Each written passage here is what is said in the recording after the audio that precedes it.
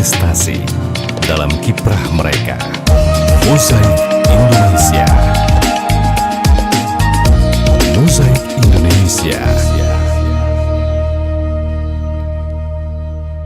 Waktunya Mozaik Indonesia kami hadirkan untuk Anda. Seperti apa yang sudah saya sampaikan tadi, saya sudah sempat spill ya, sempat nyinggung bahwa IHSG yaitu sudah 8.000. Nah, ini ngomong-ngomong 8.000, terus mungkin ada yang bingung ya. Ini Tata dari tadi ngomongin IHSG, karena sebelumnya tadi Tata udah ngingetin juga jangan lupa untuk gabung ya untuk ngobrol-ngobrol di Mozaik Indonesia, karena sore hari ini kita akan membahas sebuah fenomena penting yang tengah menjadi sorotan di dunia pasar modal Indonesia. Ya seperti yang kita tahu lah ya, IHSG atau Indeks Harga Saham Gabungan baru saja mencetak rekor baru, menembus angka 8.000 untuk kali pertamanya dalam sejarah. Banyak yang menyambut ini sebagai kabar baik bahwa pasar modal kita itu sedang tumbuh. Ekonomi kita menunjukkan kekuatan dan peluang investasi pun itu terbuka lebar. Tapi, di balik euforia ini ada satu pertanyaan besar yang harus kita refleksikan. Ini sama-sama kita refleksikan ya. IHSG sudah 8.000. Nah, kalian sudah paham belum sih IHSG? Nah, jadi angka 8.000 ini mungkin ya terdengar besar, mengesankan, bahkan membanggakan. Tapi apakah semua orang tahu apa arti angka tersebut? Apakah mungkin jangan-jangan saya juga khususnya ya, investor pemula benar-benar masih menerka-nerka, menebak-nebak begitu ya. Jadi kita harus benar-benar memahami bagaimana IHSG ini terbentuk dan apa sih yang mempengaruhinya dan bagaimana juga lah cara membaca sinyal dari pergerakannya ini. Nah, disinilah pentingnya literasi pasar modal. Kita tidak ingin pendengar semua tuh cuma ikut-ikutan, hanya mendengar IHSG naik lalu buru-buru membeli saham tanpa pemahaman. Jadi kita ingin membentuk generasi investor yang melek data, paham resiko, dan siap ambil peluang dengan bijak. Jadi bisa dibilang nih obrolan ini nih bisa membimbing kita lah memahami untuk semua ini ya. Jadi sore ini kita sangat beruntung akan berdialog langsung dengan narasumber yang luar biasa, seseorang yang tidak hanya memahami dinamika pasar modal saja, tetapi juga sangat dekat dengan perkembangan investor daerah khususnya di Sumatera Selatan. Sudah bersama saya di studio Pro 1 Palembang, Kepala Bursa Efek Indonesia, Kantor Perwakilan Sumatera Selatan, Bapak Hari Mulyono. Selamat sore. Selamat sore Mbak Tata. Selamat sore pendengar Pro 1 FM yang berbahagia, pendengar dan pemirsa. Iya. Ya. Karena pemirsa kita live YouTube juga ya Pak ya.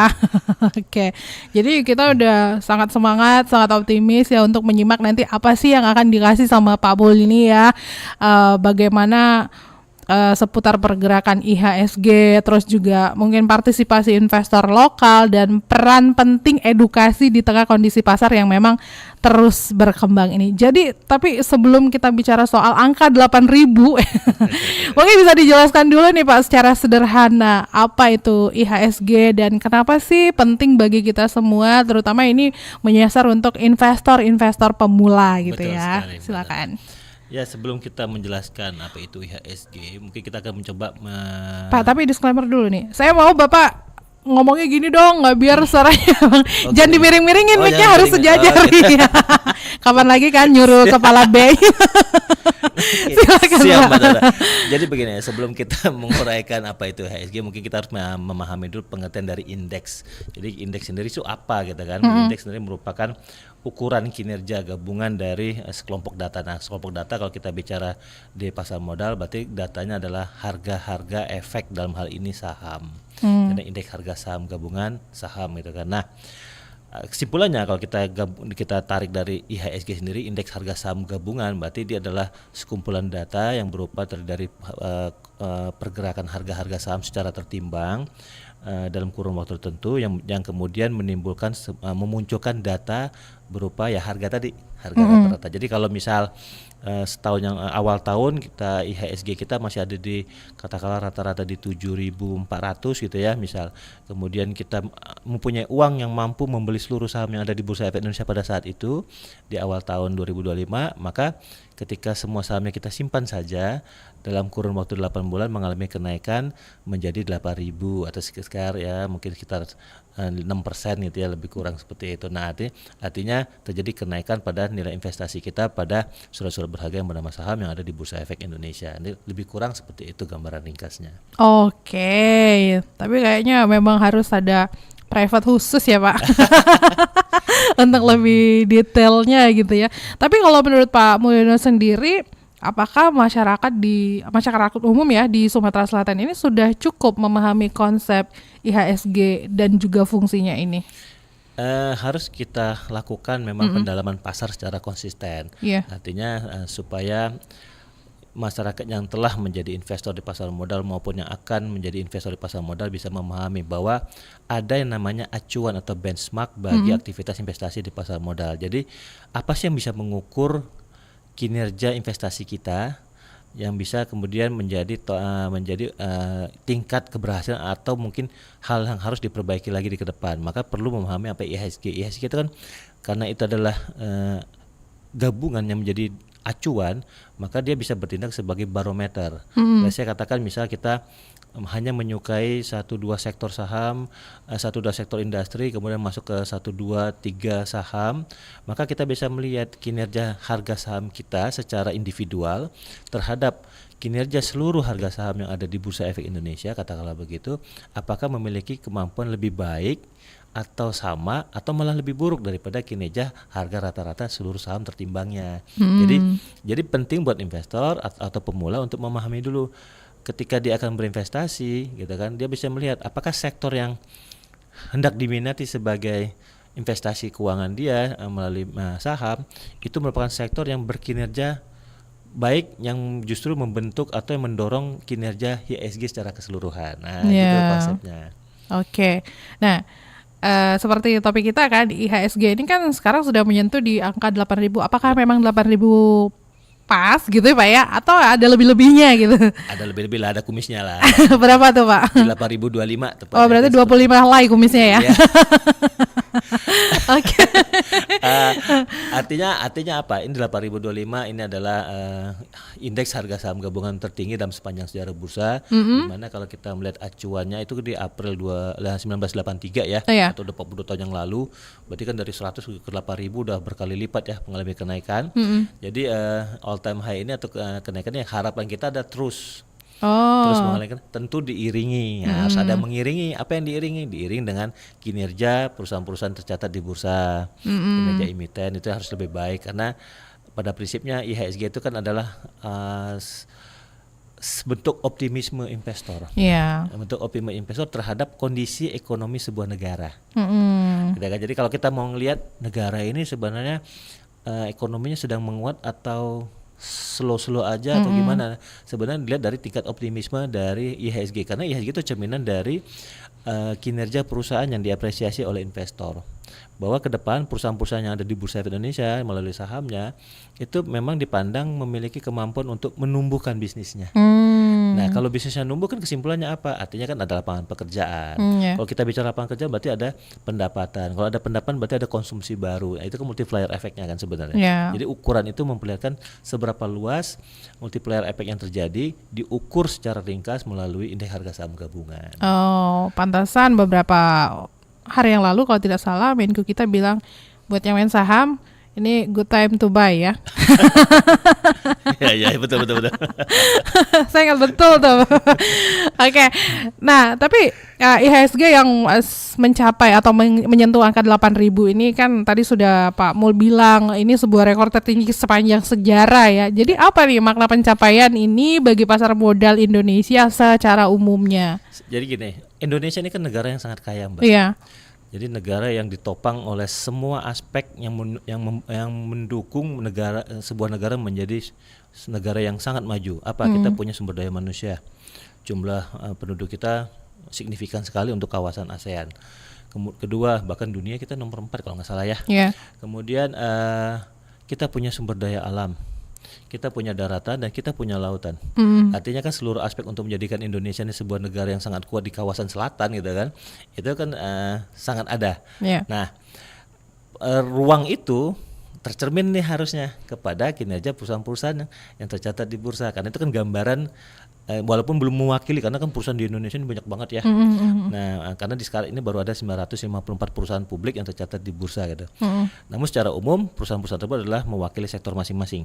Nah, kalau kita lihat 8.000 berarti kan ada optimisme bahwa semua faktor-faktor tadi itu akan bisa dimanfaatkan dengan optimal. Ditambah kan beberapa saat terakhir ini kalau kita perhatikan kan banyak sekali hal-hal yang positif terjadi di kondisi internal dalam negeri maupun global. Pertama, kalau kita bicara Indonesia berhasil melakukan negosiasi dengan Amerika terkait tarif menjadi 19%, itu kan menjadi sesuatu yang baik sekali, karena suka atau tidak ternyata Amerika itu mempromosikan barang-barang kita juga di Amerika. Kedua, kalau kita lihat setelah terjadi pergantian Menteri Keuangan, ada hal yang menarik yang diambil oleh Menteri Keuangan baru, di mana memberikan yang namanya quantitative easing, yaitu meningkatkan jumlah uang beredar melalui perbankan himbara gitu kan, dengan 200 triliunnya. Itu kan juga akan menarik untuk kita lihat ke depan seperti apa perkembangannya. Ketiga, kita bisa melihat bagaimana Bank Indonesia sebagai Bank Sentral Indonesia kemarin juga telah melakukan penyelesaian suku bunga acuan BI rate menjadi 4,75%. Itu kan juga akan memberikan ruang yang luas buat kemungkinan penurunan suku bunga kredit yang akan membantu atau memicu industri baik yang sudah jalan maupun yang baru memulai dengan lebih serius untuk berani meminjam uang. Berarti dampak kebijakan suku bunga itu juga sangat berdampak begitu ya Pak Mulya? Fiskal moneter itu dua-duanya ya sangat berpengaruh terhadap maju lambatnya pertumbuhan ekonomi dan distribusi ekonomi di sebuah negara. Kemudian terakhir kalau kita lihat the Fed juga, Federal Reserve Amerika juga berhasil telah menurunkan suku bunga acuan the Fed-nya ke level 4%, yang juga menjadi hal yang dapat memicu terjadinya peningkatan likuiditas. Nah, likuiditas ini tentunya akan mengalir ke industri gitu kan, ke perusahaan-perusahaan, ke usaha-usaha, termasuk usaha kecil menengah katakanlah begitu, yang diharapkan bisa mendorong pertumbuhan usaha, mendorong penciptaan lapangan pekerjaan, dan ujung-ujung meningkatkan jumlah uang beredar di tangan masyarakat, konsumsi meningkat. Apalagi Indonesia ini kan bisa dikatakan 60% ekonominya ditopang oleh konsumsi rumah tangga seperti itu. Iya. Berarti faktor utama yang mempengaruhi atau yang menyebabkan IHSG ini bisa menembus level 8.000 itu apa Pak?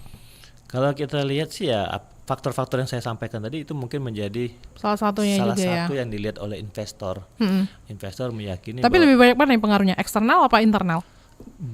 Harusnya sih dalam negeri ya, karena kan memang kita kan berusaha di dalam negeri, gitu kan. Namun tidak terlepas juga ketika ada usaha-usaha yang ternyata sumber pendapatan utamanya adalah ekspor, itu pun juga harus diperlihatkan gitu kan, harus kita perhatikan, karena yang namanya kalau kita bicara PDB berarti kan kemampuan setiap individu di sebuah kawasan negara untuk menghasilkan produk barang dan jasa yang kemudian dinilaikan dengan pendapatan. Kalau kita bicara GNP kan berarti setiap warga negara dimanapun dia berada gitu kan. Kalau kita bicara GDP kan lebih menunjukkan kapasitas dari kawasan tersebut atau negara tersebut. Itu yang dilihat. Nah, kalau dilihat yang mana semuanya saling berkaitan, Mbak. Tidak bisa satu menjadi unggul, enggak, tapi itu memang satu keterkaitan yang erat, yang memang inilah yang kemudian kalau kita tarik ke tema hari ini, IHSG apa urusannya kita mesti kita pahami kan. Karena IHSG itu cerminan, maka kita akan melihat faktor-faktornya. Faktor-faktor tadi semua itu bertarikan. Ada yang namanya inflasi juga bisa berpengaruh, suku bunga berpengaruh, karena jumlah quantitative easing itu kan meningkatkan jumlah. Apakah orang akan bertanya apakah inflasi akan terjadi? Ya tergantung. Kalau ternyata pertumbuhan ekonomi yang ngegas, ya bisa saja. Tetapi kalau ternyata pasokan supply terhadap demand-nya konsisten dan bisa mengikuti permintaan, ya akan terkendali lagi kan. Jadi normal-normal aja, tinggal melihat aja nih. Yang penting kan adalah pertumbuhannya dulu terjadi kan, seperti itu. Iya. Apalagi kalau misalkan buat yang nggak main saham ya, ngapain gue harus ikut gitu ya Pak ya, padahal itu berdampak juga gitu loh. Ya sebenarnya nggak main, yang bukan main kita nyebutnya, yang tidak berinvestasi yang di pasar saham, saham. Yang tidak berinvestasi di pasar saham pada prinsipnya juga terkena imbas. Artinya imbasnya apa? Secara real di dalam sisi apa di masyarakat gitu kan. Nah, Padahal sih kalau dia mau memanfaatkan pasar modal atau pasar saham sebagai media investasi juga menarik gitu kan. Iya, Kenapa? Karena inklusif banget. Ya inklusifnya tuh terdiri kemudahan, kemudian cost untuk memulai investasinya ringan banget seperti itu, karena tinggal melihat aja gitu kan apakah ini bisa menjadi part of dari kebutuhan sehari-hari dia seperti itu. Berarti ini bisa dibilang pencapaian IHSG 8.000 itu mencerminkan kondisi fundamental ekonomi Indonesia itu yang semakin kuat ya Pak ya, atau lebih karena ke sentimen pasar? Dapat digambarkan seperti itu, bahwa ada keyakinan dari para pelaku. Sebenarnya kalau kita lihat data-data secara lebih komprehensif kan menunjukkan Indonesia ini ekonominya itu tumbuh gitu, hanya tertahan kan. Kemudian keyakinan kaum industriawan terhadap perkembangan ekonomi juga diperlihatkan positif. Karena apa? Kalau kita lihat namanya data PMI, Purchase Manufacture Index, itu kan positif, angkanya di atas 50. Kalau angkanya di atas 50 sekian pun nggak masalah, penting di atas 50 itu berarti menandakan bahwa ekonomi kita berangkat gitu kan, mau jalan. Tapi kalau di bawah 50 baru namanya kontraksi gitu kan, tertahan. Nah ini angkanya di atas 50, artinya secara umum banyak faktor yang memperlihatkan kekuatan ekonomi kita gitu kan, hanya saja mungkin tak tergambarkan dengan baik gitu. Oke, nah pendengar buat yang mau tanya-tanya langsung ke Pak Mulyono, silakan aja ya di 0711369977, bisa juga melalui WhatsApp di 082179279090, atau bisa langsung live chat aja ke akun YouTube RRI Pro 1 Palembang dan chat kami di aplikasi RRI Digital, bahkan bisa DM kami di media sosial kami. Jadi ya ini edukasi ya untuk kita semua ya pendengar ya. Saya aja dari tadi pokoknya bodo amat, telan-telan dulu nih apa yang disampaikan oleh Pak Mulyono ya. Kalau tiba-tiba otak saya bertanya, wah berarti nyerap nih ya Pak ya. Nah, itu juga yang kita harapkan ke pendengar semua. Betul Mbak Tata. Jadi sepanjang tahun ini aja gitu kan. Sepanjang tahun ini aja dari Januari sampai ke Agustus katakanlah begitu. Ini September masih belum selesai karena masih di pertengahan September. Kinerja indeks kita juga memang bisa dikatakan sangat memperlihatkan reaktif terhadap kondisi ekonomi yang ada, stabilitas politik juga yang ada gitu kan. Kita lihat di awal tahun 2025 Januari IHSG kita masih ada di level 7.100. Berarti kalau kita beli saham, kalau kita punya uang mampu beli seluruh saham yang ada di Bursa Indonesia di Januari, sekarang udah 8.000, udah naik 900 poin gitu kan. Bahkan di periode Februari itu malah terjadi koreksi yang luar biasa ke 6.200 ya, karena kekhawatiran dengan Trump kan naik tuh. Trump naik, orang semua melihat apa yang dia lakukan, karena mau tak mau kita harus menerima kenyataan Amerika mungkin sekitar 40% pasar dunia gitu kan, dengan kebijakan di America First. Ya sebenarnya kita juga Indonesia First juga sebenarnya, sama seperti itu ya. Ini kan memberikan tekanan tersendiri, semua era ngerem dulu. Makanya PMI-nya kan sempat turun tuh di bawah 50 karena ngerem dulu nih. Ini kalau invest sekarang ngeri-ngeri sedap gitu kan, takutnya nggak bisa bersaing. Nah setelah ada negosiasi naik tuh. Nah kemarin naik lagi, kalau kita level di pertengahan tahun udah ke 6.900, Juli langsung 7.400. Jadi kan optimismenya luar biasa. Luar biasa ya Pak ya. Oke. Nah nanti juga saya akan tanyakan nih, bagaimana pencapaian IHSG 8.000 ini bisa dimaknai oleh investor atau calon investor di Sumsel ini ya Pak ya. Apakah ini memang saat yang tepat untuk mulai berinvestasi? Tapi jangan dijawab dulu ya, kita break dulu ya Pak ya. Jangan kemana-mana pendengar, masih di Mozaik Indonesia. Masih tergiur dengan investasi yang menjanjikan profit atau keuntungan yang besar dan juga cepat? Sepertinya Anda harus waspada, karena dikutip dari website resmi Kementerian Keuangan RI, terdapat ciri-ciri investasi bodong, mulai dari informasi perusahaan yang tidak jelas, menjanjikan keuntungan yang tidak wajar dalam waktu yang singkat dan juga tanpa risiko, menawarkan produk investasi melalui media sosial, grup WhatsApp, Telegram, yang mencantumkan juga foto artis, tokoh agama, atau public figure, karena mereka hanya mencatut foto-foto artis. Kemudian investasi tidak memiliki izin dari otoritas yang berwenang. Oleh karena itu, sebaiknya sebelum berinvestasi, cek dulu investasi tersebut sudah terdaftar atau belum. Untuk jenisnya pun beragam. Ada investasi online, koperasi bodong, hingga arisan bodong. Nah, mulai sekarang bijak ya dalam berinvestasi. Ragam profesi yang penuh warna, sektor pertanian, pendidikan, UMKM, hiburan, dan banyak lagi terangkum dalam Mozaik Indonesia. Mereka akan hadir dalam bincang-bincang ringan, memberikan nilai-nilai positif yang menginspirasi. Mozaik Indonesia hadir setiap hari Jumat dan Sabtu pada pukul 15 waktu Indonesia Barat, serta Mozaik Indonesia berjaringan setiap hari Kamis pada jam yang sama. Mozaik Indonesia.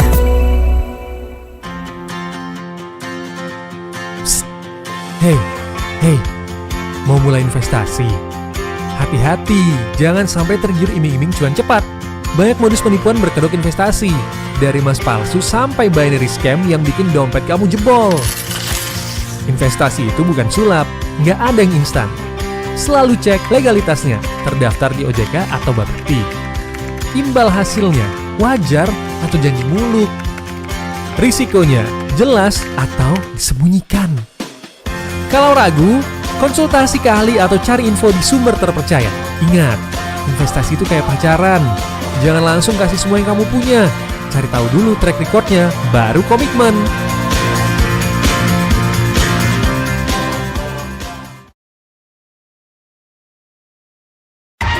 Pastikan Anda berada di frekuensi yang tepat untuk mengikuti seluruh ragam acara RRI Palembang yang bisa Anda dengarkan di seluruh jangkauan siar yang ada di Sumatera Selatan. Pro 1 RRI Palembang 92,4 MHz, Pro 2 91,6 MHz, Pro 4 88,4 MHz, Pro 5 89,2 MHz, Pro 3 93,7 MHz.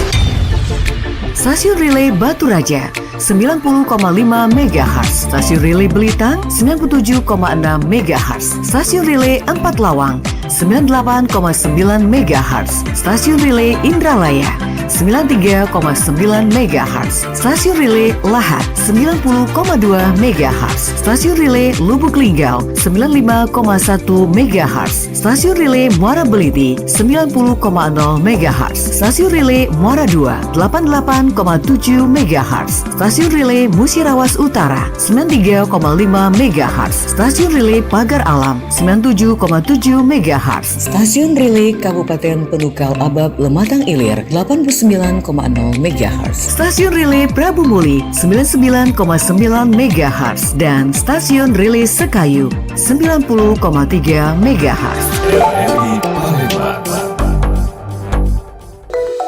Ragam profesi yang penuh warna, sektor pertanian, pendidikan, UMKM, hiburan, dan banyak lagi terangkum dalam Mozaik Indonesia. Mereka akan hadir dalam bincang-bincang ringan, memberikan nilai-nilai positif yang menginspirasi. Mozaik Indonesia hadir setiap hari Jumat dan Sabtu pada pukul 15 waktu Indonesia Barat, serta Mozaik Indonesia berjaringan setiap hari Kamis pada jam yang sama. Mozaik Indonesia.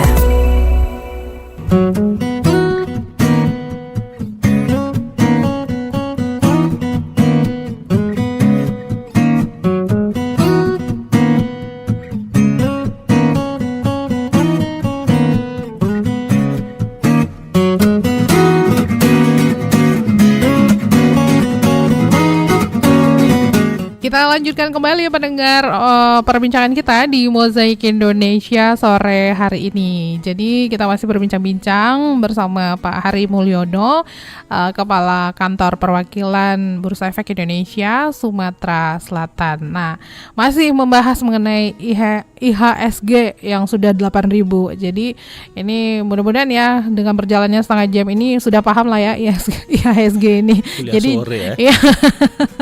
Berapa SKS nih Pak kita Pak? Ya biar yang belajar banyak nanti di link YouTube-nya di-share aja nih Pak. Siap. Kan Tata udah kirim tuh. Boleh. Oh iya deh. Iya. Baik, dan kita juga masih menanti ada juga pendengar buat yang mau tanya-tanya boleh di 0711369977, bisa juga di 082179279090 atau bisa langsung ke akun YouTube RRI Pro 1 Palembang dan aplikasi RRI Digital. Nah, jadi kita masih ngomongin soal IHSG yang 8.000 ini ya. Nah, jadi tadi saya sudah spill juga, saya mau nanya apa ya. Jadi bagaimana nih Pak pencapaian IHSG yang 8.000 ini, apakah bisa dimaknai oleh investor atau calon investor di Sumatera Selatan? Apakah ini juga saat yang tepat untuk mulai berinvestasi? IHSG 8.000 artinya kan menunjukkan optimisme. Optimisme karena memang jadi investor di pasar modal orang harus optimis ya. Ya. Namun secara keseluruhan menggambarkan optimisme para pelaku industri terhadap potensi perkembangan ekonomi. Artinya bicara potensi pendapatan, daya beli, kemudian faktor-faktor produksi penunjang, kemudian kebijakan-kebijakan pemerintah yang positif yang mendukung terhadap arah pertumbuhan ekonomi, kemudian stabilitas politik yang terjaga dengan keamanan. Nah, jadi kita bicara satu paket situasi yang semua saling bersinergi gitu kan. Nah, kalau ditanya apakah 8.000 saat yang tepat untuk beli, sebenarnya kalau kita bicara pasar modal, semua saat itu baik. Benar nih Pak. Semua saat itu baik, hanya gitu kan. Ada tapi gitu ya Pak. Harus disesuaikan dengan goalsnya dulu, tujuan investasi, iya. kemudian pilihan sektornya, besaran dana yang akan dimanfaatkan untuk sebagai media investasi, kemudian profil risiko kita juga, dan yang penting adalah pemahaman terhadap profil risiko personal atau pribadi terhadap instrumen yang menjadi pilihan investasinya. Karena di Bursa Efek Indonesia itu kan ada banyak sektor usaha ya. Ada sekitar 12 namanya, ada 12 sektor usaha dengan beragam subsektornya. Tiap-tiap sektor memiliki karakteristik tersendiri. Ada yang menjadi sektor unggulan, ada yang sektor yang kita sebut leading gitu ya. Leading itu berarti yang memang bereaksi cepat terhadap banyak faktor. Ada yang sifatnya lagging, berarti dia mengikuti setelah yang leading sektornya bergerak dan positif, maka dia juga menjadi turunannya yang akan bergerak gitu kan. Karena berdasarkan apa? Pendapatan dan seterusnya, itu yang menjadi ukuran. Nah, ini kalau ditanya 8.000 seperti apa? Artinya tinggal buat investor yang sudah mulai atau yang masih baru mau mulai, yang penting dilihat, yang mesti dipahami adalah sektor mana yang sebenarnya punya ruang untuk bertumbuh namun belum mengalami kenaikan harga yang optimal. Nah, itu bisa dipilih Mas ya. Artinya good time-nya di situ. Dengan 8.000 kan kita bisa meyakini bahwa ternyata ada optimisme tersendiri. Optimisme tersendiri di kalangan investor, di kalangan industri. Kemudian dengan 8.000 kita bisa juga memahami ada ruang buat pertumbuhan ya. Buat pertumbuhan apa nih? Harga rata-rata saham. Karena kalau kita bicara ESG sebenarnya dibentuk oleh apa? Dibentuk dari saham-saham kan. Iya. Bentuk dari saham-saham, hanya nanti akan kita lihat saham mana yang memang menjadi movernya dan saham mana yang kemudian menjadi penyangganya berikutnya kan gitu. Karena di bursa itu kan ada banyak indeks. IHSG itu ada indeks besarnya, tapi di dalamnya itu ada ragam indeks yang membantu investor untuk memilih dan memilah sektor mana yang masih punya ruang besar. Jadi 8.000 itu indikatif sebenarnya kan, indikasi tentang ke arah mana kinerja sebuah kawasan atau sebuah negara terkait dengan ekonominya, seperti itu. Oke. Nah ini pertanyaan awam banget lah ya Pak ya. Ini kan soal investasi, ini kan memang banyak ya. Ada kita mau investasi LM boleh gitu kan. Betul. Ya. Nah karena kita lagi bahas saham gitu kan. Apakah investasi saham ini kan tadi Bapak bilang ini harus tahu dulu nih goalsnya apa. Oke, let's say kita mau merit gitu ya, 3 tahun lah gitu ya Pak ya. Nah 3 tahun itu sama nggak sih kayak kita misalnya invest ke LM gitu loh Pak, hasil yang kita dapatkan nantinya? Pada prinsipnya kalau kita cari pembandingannya, imbal hasil investasi di pasar saham itu paling optimal dibandingkan imbal hasil investasi di lainnya. Secara data ya, database. Memang ada periode-periode tahun tertentu yang terbalik gitu kan. Pasti ada. Namun kalau kita tarik benang panjangnya 5-10 tahun, 5 tahun sampai 10 tahun, bahkan mungkin 20 tahun ke belakang, kita akan menemukan ternyata rata-rata imbal hasil investasi di pasar saham itu tertinggi dibandingkan imbal hasil investasi yang lainnya. Namun ada konsep yang masih dipahami. Kita perlu memang melakukan diversifikasi. Artinya apakah investasi di pasar saham bisa menjadi alat utama untuk menciptakan investasi yang lain? Bisa gitu. Atau yang pemula memang ingin menciptakan kesejahteraan finansial dengan dana yang katakanlah terbatas. Ya kalau mau masuk ke emas sekarang berapa emas? Kalau mau beli properti berapa properti gitu kan, starting paketnya kan mahal. Mungkin dengan teman-teman kelompok pekerja katakanlah itu anak-anak muda yang baru bekerja gitu, atau anak-anak muda yang masih kuliah namun sudah bisa menyisihkan uang jajan. jajannya, maka dia bisa melihat pasar modal khususnya saham itu sebagai pilihan investasi guna menciptakan aset investasi yang lain karena ada pertumbuhannya. IHSG dibentuk oleh saham-saham, harga-harga saham. Maka kita akan lihat ada kelompok-kelompok sektor tertentu dengan saham tertentu yang punya kinerja kenaikan harga itu amazingly up gitu, tinggi banget naiknya, bisa ratusan persen. Kebayangkan kalau tanya duitnya 100.000. Ada tuh, saya ambil contoh saja. Jadi cerita dari teman kita dari salah satu sekuritas punya, kemarin dia ikut bikin kegiatan sama kami dari bursa, bikin sekolah pasar modal. Jadi dapat hadiah top up 100.000. Kemudian diarahkan oleh teman-teman dari sekuritas tersebut untuk membeli saham yang baru IPO. Jadi saya nggak nyebut nama sahamnya kan. IPO ternyata apa yang terjadi dari 100.000 itu setelah jalan 1 bulan kenaikan imbal hasil udah lebih dari 1 juta. Itu terkejut juga kan, saya juga kagum gitu, wah ternyata harga saham ini ternyata kalau tepat pemilihannya bisa menghasilkan sesuatu yang sangat positif. Tadi kan dari 100.000 tumbuh jadi lebih dari 1 juta, kalau dia jual dia bisa alihkan tuh sebagian ke aset lain. Nah gitu kan, jadi ini bisa menjadi motor dan ini akhirnya kan dengan investasi di pasar modal suka atau tidak akhirnya turut juga meningkatkan kemampuan konsumsi jika dilakukan dengan baik dan tepat gitu, seperti itu. Artinya goalsnya jelas, memahami risiko, punya rencana investasi yang kuat. Kemudian kalau dia seorang investor maka dia benar-benar berfokus dan menggali informasi yang berkaitan dengan perusahaan yang dia ingin investasikan, sahamnya, sektornya, kemudian kebijakan pemerintah yang terkait dengan itu dan hal-hal sensitif yang membuat perusahaan itu bisa mengalami koreksi harganya atau kinerjanya atau sebaliknya malah menjadi positif. Kalau dia seorang trader atau ingin menjadikan saham, bisa nggak ya saham ini menjadi salah satu sumber pendapatan rutin? Bisa saja, asal dia belajar dan mau belajar yang namanya kemampuan analisa teknikal, yaitu untuk mempelajari potensi perubahan harga saham dalam kurun waktu tertentu dengan menerapkan rencana transaksi yang disiplin dan ketat. Jadi kalau untuk seorang yang ingin menjadikan saham itu sebagai sumber pendapatan rutin, itu orangnya harus disiplin dan harus punya komitmen yang sangat kuat dan harus sabar banget berarti ya Pak ya? Sabar itu itu memang melatih kesabaran. Sabar itu kan tidak melulu kalau kita ketemu tekanan sebenarnya. Iya betul. Harga saham naik ratusan persen, sabar nggak sih nahannya? Boro-boro, kadang-kadang 10% naik, jangankan 10%, 5% naik udah nggak sabar untuk langsung dijual karena khawatir takut turun. Begitu dijual apa yang terjadi? Lebih naik lagi. Sabar lebih naik lagi. Jadi memang kombinasi yang luar biasa. Tapi itulah skill yang diperlukan untuk bisa optimal dari investasi di pasar saham. Tapi kalau di Sumsel sendiri gimana Pak? Seberapa besar gitu kontribusi atau partisipasi investor dari Sumsel sendiri? Di Sumsel sendiri investor pasar modal sudah lebih dari 400.000. Itu menandakan bahwa?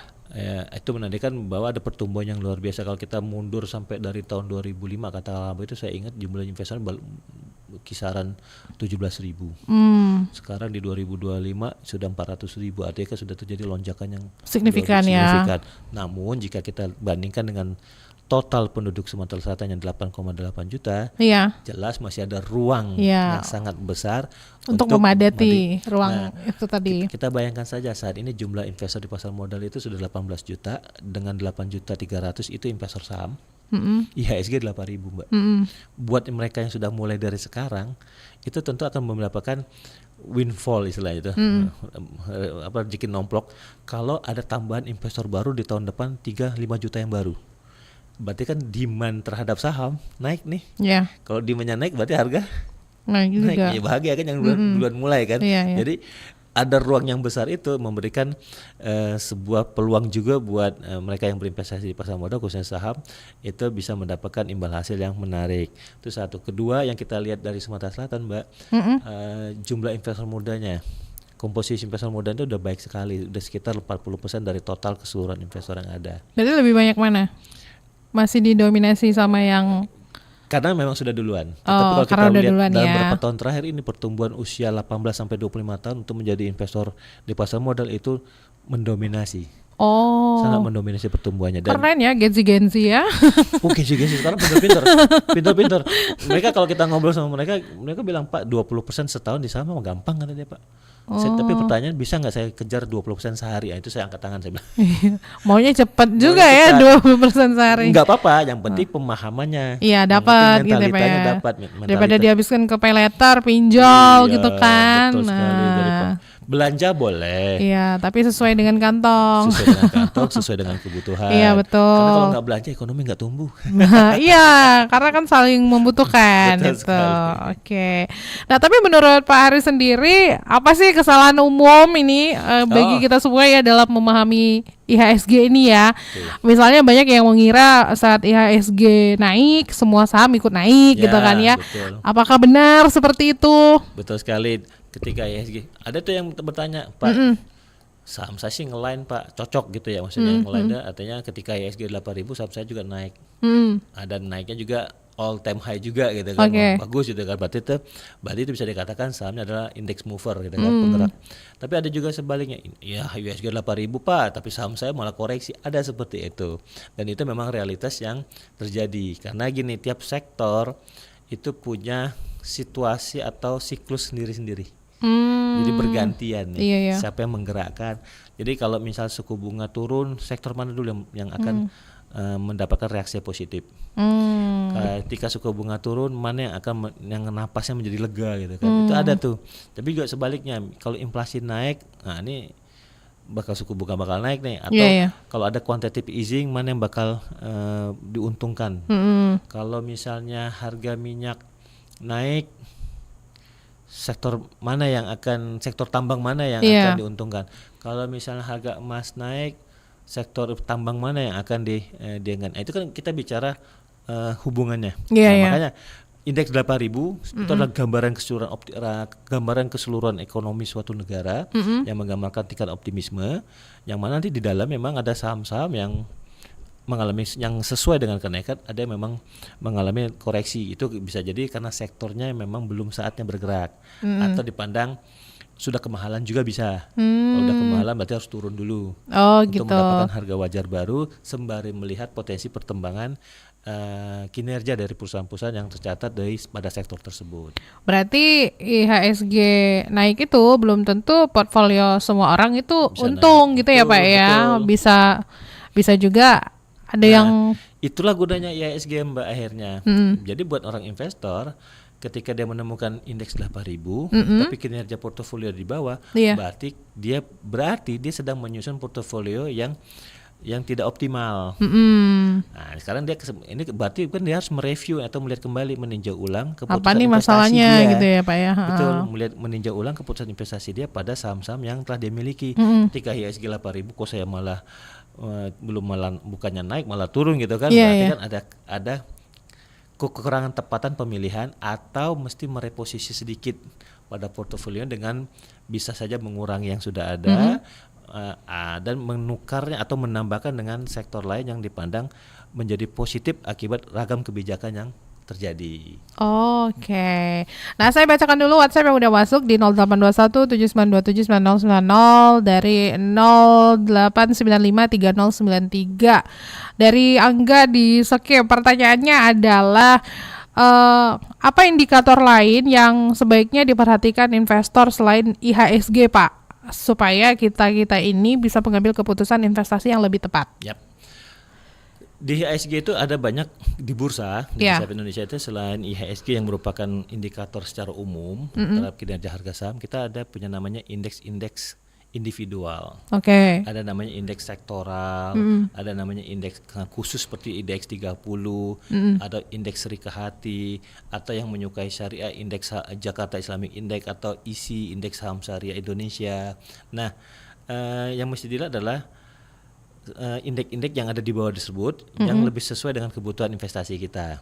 Artinya kalau misalnya, Pak, saya pengen investasi di pasar saham, tapi saya nggak suka trading, saya pengen aset saya tumbuh, tapi saya bisa mendapatkan imbal hasil atas kerelaan saya membiayai perusahaan tersebut dengan cara membeli sahamnya kan, karena sebagai pemilik akhirnya kan. Iya. Apa yang mesti dilihat? Ya, Anda bisa lihat namanya IDX 20 high dividend.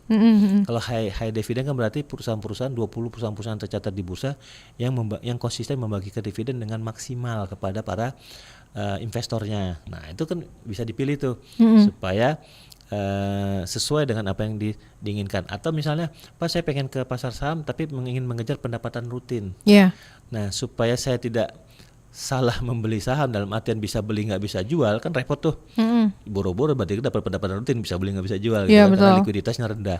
Maka bisa dilihat namanya saham-saham di LQ 45. Iya. Saham-saham LQ 45 kan adalah saham-saham yang secara bulanan itu mengirim volume perdagangan efek yang relatif tinggi dibandingkan saham-saham lain yang ada di bursa, sehingga memudahkan kita untuk membeli dan menjual. Karena likuiditas, kalau likuiditas tinggi berarti peminatnya banyak. Nah, seperti itu. Nah, itu bisa masuk ke sana, fokus di sana untuk kalau memang ingin menjadikan pasar saham sebagai sumber pendapatan rutin, atau yang menyukai lingkungan. Saya pengen investasi hanya pada perusahaan-perusahaan menjalankan green. Oh iya. Nah, green kan ya. Anda bisa fokus pada saham-saham yang tercatat dalam indeks Rika Hati. Oh. Karena itu memang perusahaan-perusahaan yang fokus menjalankan bisnis dia untuk dengan menerapkan tata kelola yang sesuai dengan lingkungan, gitu kan, menjaga lingkungan juga dia. Iya, itu iya. bisa seperti itu. Kalau ke emas beda lagi gitu ya Pak ya? Emas beda lagi. Ada- Kalau misalnya Anda suka emas, sekarang pilihannya mau beli emas atau beli perusahaan penghasil emas. Iya. Nah, itu ada sektor mining namanya, Iya. sektor pertambangan. Nanti dilihat subsektornya. Ada yang energi, ada yang mineral. Hmm. Nah, kalau energi berarti itu pertambangan yang sifatnya menghasilkan barang-barang tambang untuk menghasilkan sumber tenaga. Iya. Tapi kalau mineral kan logam-logam ya. Iya, Nah, iya. saya nggak bisa nyebut nama perusahaannya. Iya. Awalnya A, ujungnya M gitu ya Pak ya. Nah, tapi kalau di Sumsel sendiri ada perusahaan yang maksudnya yang sudah atau yang sedang dipersiapkan untuk melantai di bursa IPO sendiri Pak? Kalau dari Sumatera Selatan sih sudah ada 6 ya. Oh, udah ada Perusahaan 6 yang ya Pak ya. berkantor pusat di Sumatera Selatan. Ada 2 BUMN, Iya. PTBA dengan Semen Batu Raja, satu swasta nasional Sampurna Agro. Iya. Kemudian yang lokal asli Sumatera Selatan kita punya Giting Jaya Energi, kita punya Ulima Nitra, itu kan perusahaan-perusahaan yang lokal. Kemudian ada Pinago Utama, gitu kan. Nah, itu ada contoh-contoh perusahaan-perusahaan yang kantor pusatnya di Sumatera Selatan dan bisnis utamanya memang atau produksi utamanya ada di Sumatera Selatan. Jadi itu juga udah cukup lama sekali gitu cukup ya Pak ya. lama ya. Kita sih sudah senang ya, karena sudah ada swasta murni asal Sumatera Selatan yang melenggang dengan apapun kinerja sahamnya, gitu kan. Itu Iya. yang penting bagi kita adalah ketika sebuah perusahaan lokal mau memanfaatkan pasar modal sebagai sumber pendanaan, artinya kan kita juga telah bersama-sama melakukan penyebaran literasi terhadap pemahaman bagi para pengusaha kita. Oh, jadi itu perannya Bursa Efek Indonesia juga gitu ya Iya. Pak ya, khususnya di kantor perwakilan Sumsel ini Iya, ya, karena membantu kan- masyarakat. Karena kan pasar modal pada prinsipnya adalah kan pembiayaan oleh publik. Iya. Pembiayaan oleh publik artinya kan buat teman-teman pengusaha yang ingin mengembangkan usahanya dengan cost yang relatif murah karena tidak perlu memikirkan tingkat bunga dan pengembalian, maka bisa melihat pasar modal sebagai sumber pembiayaan buat mereka sebenarnya. Dan kita bisa bayangkan kalau ternyata dari Sumatera Selatan ada banyak perusahaan yang melenggang menjadi perusahaan publik, GCG-nya itu akan berjalan, Mbak. Kalau GCG-nya berjalan dan karena itu kan bicara reputasi ya. Iya. Kalau GCG berjalan reputasi, maka perusahaan itu akan diharapkan bisa berkembang. Ujung-ujungnya apa? Penciptaan lapangan pekerjaan lagi. Nah, kalau udah bicara lapangan pekerjaan berarti kita bicara apa? Pendapatan meningkat. Iya. Kalau pendapatan meningkat kita bicara apa lagi? Konsumsi lagi meningkat gitu kan. Nah, jadi artinya kalau makin banyak dari Sumatera Selatan mau memanfaatkan pasar modal sebagai perusahaannya, mau memanfaatkan pasar modal sebagai sumber pembiayaan, dia akan turut serta untuk menopang IHSG mungkin nggak cuma 8.000 tapi terus ke atas.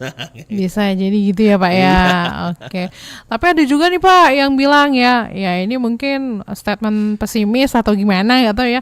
Udahlah, nggak usah lah kita invest saham. Invest saham itu kita harus besar baru kita mendapatkan untung yang besar gitu. Kembali kepada tujuan. Jadi Oke. gini, kalau kita bicara aset apa yang paling terjangkau oleh masyarakat Indonesia, untuk bisa apa aset keuangan yang paling terjangkau oleh masyarakat Indonesia untuk bisa digunakan sebagai sarana penciptaan pertumbuhan finansial di masa mendatang. Iya. Kalau kita bicara aset seperti yang real seperti emas kan harganya udah mahal awalnya kan satu paket.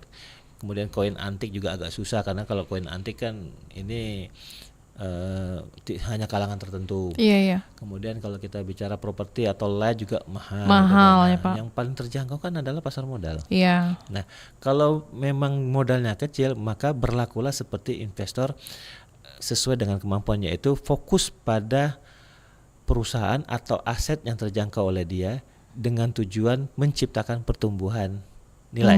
Ya, Jadi, anggap aja kita menyisihkan uang tapi tempatnya tepat, Yap, gitu ya Pak ya. Seperti Oke. itu. Jadi fokus aja ke sana. Kalau orang apa Iya, cuma 100.000 gitu kan, dapat Lumayan apa lah ya? daripada dibeliin kopi terus tiap minggu ya nggak sih Pak? Naik kelas. Kan ada tuh perusahaan kopi yang banyak peminatnya. Iya, Di Palembang juga banyak. Sudah Iya. jadi perusahaan publik kan. Iya. Pas minum kopi kan sembari mikir kapan ya saya dapat duit dari kopi Betul. ini. Uang saya mulu ke sana. Nah, bisa kan? Iya. Ternyata harga sahamnya setara dengan satu cup lots dia. Iya, iya. Gitu kan? Dapat satu lot. Ya udahlah kayak gitu coba beli gitu kan. Langsung beli 10 lot. Nah, itu contoh aja gitu kan. Kan bisa digunakan seperti itu. Artinya kan memang nggak, kalau orang tanya apakah bisa langsung beli? Kalau kita bicara tadi yang cerita nyata yang diceritakan oleh teman saya dari sekuritas yang ada di sini, dua mahasiswa dari Kota Linggau. Iya. Nanti bocorin ya Pak ya, dia invest di mana? dari kota Lubuk Linggau. Iya. Itu dua situ sahamnya dibeliin saham itu Dari 100.000 ya jadi Pak. 1 juta lebih gitu kan. Nah itu kan contoh sederhana. Nah tinggal nanti menyesuaikan saja. Nah itu artinya baliknya ke sana. Tapi kalau memang Anda punya uangnya gede banget ya, daripada ragu-ragu mending bikin perusahaan dulu. Iya. 3, 4, 5 tahun go public gantian Iya, gitu kan. iya, Jadi iya. perusahaan yang ada di bursa sekarang kan gitu. jadi pilihannya jadi lebih luas ya. Iya. Sekarang kalau buat jadi kalau bicara pasar modal itu sangat inklusif, Mbak. Makanya dengan IHSG 8.000 itu kan kita bisa memberikan gambaran bahwa ini yang Anda bisa peroleh. Di awal tahun tepatnya di Februari IHSG sempat di 6.200. Seandainya kita mau menyisihkan uang katakan 100.000 dan dapat beli minimal satu lot saham yang kebetulan merupakan index mover, market capnya gede tapi harganya diskon, bisa kebeli dengan duit 100.000 misalnya satu lot, disimpan aja. Sekarang udah 8.000, udah berapa persen tuh? Secara poin udah 1.800 poin, 2.200 poin maaf. Iya. 6.000 tuh 1.800 poin udah mengalami kenaikan. Artinya kan duitnya udah nggak 100.000 lagi. Ya. Seperti itu. oke. Dan dia sudah bisa reinvestasi. Oke. Jadi sarannya Pak Hari apa nih kepada investor-investor pemula yang tertarik gitu untuk mulai berinvestasi saham, Pak? Ya kalau Tapi masih ada khawatir-khawatirnya. Masih saya- ada tetap tapinya ya, Pak? saran saya begini, lebih baik terlambat daripada tidak. IHSG udah 8.000, kita kok masih jadi penonton ya. Nah, gitu kan. Bukan lebih baik terlambat daripada telat banget ya, Pak? Ya itu boleh juga. Boleh juga. Lebih baik terlambat daripada enggak, tapi udah terlambat banget gitu. IHSG udah 8.000, masa kita jadi penonton? Harusnya kita menjadi pengambil manfaat dari optimisme perusahaan-perusahaan yang ada di bursa yang meyakini perekonomian kita akan kuat, yang meyakini pertumbuhan dan distribusi ekonomi juga akan baik, seperti itu. Jadi kalau untuk yang pemula dimulai saja dulu dengan semampunya, kemudian pahami dulu apa yang menjadi dasar untuk memulai investasi, yaitu kenali risikonya. Jadi setiap produk investasi itu ada risiko, masih dipahami supaya bisa cocok dengan profil risiko individunya. Karena kalau tidak cocok maka Anda bisa kecewa, tapi kalau Anda cocok maka Anda bisa menemukan kebahagiaan tersendiri sebagai investor, seperti itu. Oke, jadi bisa kayak iseng-iseng berhadiah lah gitu ya, Pak ya? Bisa bilang gitu juga nggak sih, Pak? Nggak bisa Nggak juga bisa ya? kalau dibilang iseng-iseng berhadiah mah, karena sangat investasi di pasar modal itu sangat logik, sangat Oh, terukur. iya. Ini bukan zero sum game karena ada underlying asetnya. Nah, yang dibiayai itu ada arus kasnya istilahnya. Kan kalau beli saham kan membiayai perusahaan kan. Iya. Kita bisa lihat dari arus kasnya, laporan keuangan seperti apa kinerjanya. Jadi nggak angus dia. Kalaupun misal harga sahamnya turun sepanjang perusahaannya masih beroperasi dan Iya. bahkan membukukan keuntungan, ya senyum-senyum aja. Nanti kan orang punya persepsi akan bilang ternyata sahamnya kemurahan, harusnya naiknya lagi lebih tinggi gitu. Nah, Oh, seperti itu sebenarnya konsepnya. jadi kalau misalnya pendengar kita atau pemirsa kita ini masih ada keinginan tapi kayaknya masih belum cukup mengerti gitu. Berarti boleh nih menggeruduk kantor BI. Boleh. Kita tuh setiap bulan itu ada kelas namanya sekolah pasar modal. Di mana tuh, Pak? Ada online, kebanyakan online sih. Jadi silakan aja dilihat di website, lihat aja di IG kami, @idx_sumsel. Itu ada kelas edukasi dan kelas sekolah pasar modal, yang mana itu kegiatannya semua bebas biaya, karena konsepnya memang edukasi. Nanti disarankan juga nggak sih Pak oleh Bursa Efek, ini loh Sahamnya. rekomendasi sahamnya. Yang memberikan itu bukan kami, tapi mitra kegiatan. Gitu. Mitra kegiatan edukasi Iya, atau iya. mitra kegiatan sekolah pasar modal, yaitu perusahaan sekuritas. Iya. Jadi anggota bursa. itu mereka yang Mereka. menawarkan produk-produk mereka gitu ya Pak ya. Mereka yang memperlihatkan Memperlihatkan potensi saham mereka yang, itu ya Pak yang ya. berada yang mereka telah lakukan kajian atau riset atas potensi kinerja saham tersebut. Oke, baiklah kalau begitu. Apalagi nih yang mau di-spill? Apa spill sahamnya Pak Hari? Kami nggak boleh. Nggak boleh ya? Bursa nggak boleh. Oke, nah baiklah sebelum kita akhiri perbincangan kita, nggak berasa loh Pak, saya bersyukur banget udah sharing soal saham ini ya. Sebelum diakhiri perbincangan kita ini, apa yang mau Pak Hari sampaikan kepada pendengar dan juga pemirsa RRI terkait dengan apa yang sudah kita bahas ini Pak? Silakan. Ya, dengan IHSG yang sudah mencapai 8.000, mungkin walaupun mungkin hari ini koreksi, kemungkinan rally juga masih ada ya. Nah, kita sih mengajak masyarakat Indonesia yang masih ragu untuk mari cari tahu dari sumber informasi yang valid. Ya, Bursa Efek Indonesia itu punya informasi yang valid melalui website, yaitu www.idx.co.id. Anda bisa searching atau cari-cari informasi-informasi tentang investasi di pasar modal. Jika Anda merasakan apakah investasi di pasar modal ini sesuai dengan syariah atau tidak, Anda bisa temukan di website tersebut secara valid bahwa DSN MUI juga telah memberikan fatwa terhadap investasi di pasar modal. Kemudian jika Anda merasakan ada kerumitan, maka ada banyak kantor perwakilan di Indonesia, tidak hanya di Sumatera Selatan, dimanapun Anda berada itu bisa belajar sekolah pasar modal. Melalui sekolah pasar modal itu gratis, tidak ada biaya gitu kan, bahkan dikasih hadiah top up dari bursa untuk mulai. Jadi modalnya dimodalin dulu nih malah untuk mulai. Nah di situ silakan mencari tahu dulu, kenali dulu, pahami dulu. Jadi paham dulu baru punya, habis itu latihan dengan pantau. Nah itulah yang kami sarankan kepada teman-teman kita, baik yang masih muda maupun yang sudah pensiun. Yang sudah pensiun juga boleh jadi investor, hanya mungkin nanti disesuaikan dengan situasi ekonominya, karena kalau pensiun kita kan nggak tahu nih masih ada sumber pendapatan lagi nggak, harus lebih hati-hati saja, harus lebih terukur seperti itu. Oke, luar biasa ya perbincangan kita sore hari ini ya Pak ya. Kita semua telah menyimak bersama ya obrolan kita di sore hari ini bersama narasumber kita. Jadi dari arti sebenarnya yang dibalik angka 8.000 pada IHSG, hingga bagaimana kita terutama generasi muda di Sumsel ini bisa mulai memahami dan mengambil bagian dalam perkembangan pasar modal Indonesia ya. Jadi kita telah belajar nih bahwa pasar modal itu bukan sekedar soal grafik dan angka, tapi tentang kesadaran finansial, strategi jangka panjang, dan yang terpenting literasi yang kuat. Nah makanya Pak Hari di sini hadir langsung loh pendengar ya, itu memberikan literasi ya kepada kita semua, karena memang investasi yang baik itu bukan dimulai dari keberanian tapi juga dari pemahaman ya. Jadi IHSG menembus 8.000 adalah tonggak sejarah, tapi jangan sampai kita hanya menjadi penonton kata Pak Hari tadi ya. Mari jadi bagian dari perjalanan itu, karena masa depan ekonomi Indonesia dan masa depan keuangan pribadi kita itu bisa kita bentuk mulai hari ini, dimulai dari langkah kecil, memahami, belajar, dan juga berani mencoba. Terima kasih banyak Pak Hari, Kepala Bursa Efek Indonesia Kantor Perwakilan Sumatera Selatan, Hari Mulyono, atas wawasan dan inspirasinya juga, dan kepada pendengar juga terima kasih ya. Semoga apa yang kita diskusikan hari ini Pak Hari tidak berhenti di ruangan ini saja ya, tapi memang bisa menjadi pemicu untuk terus belajar dan bertumbuh sebagai investor yang cerdas dan juga bertanggung jawab. Sekali lagi terima kasih Pak Hari. Sama-sama Mbak Tata. Mudah-mudahan kita nanti ngobrol-ngobrol lagi ya Pak Hari ya di lain kesempatan. Sangat seru sekali ya. Selamat sore. Assalamualaikum warahmatullahi wabarakatuh. Pendengar, terima kasih juga ya untuk Anda yang sudah bergabung bersama kami. Dan selanjutnya kita akan simak Warta Belanja Sumba. Jangan kemana-mana, masih di Pro 1 Palembang, kanal informasi dan inspirasi.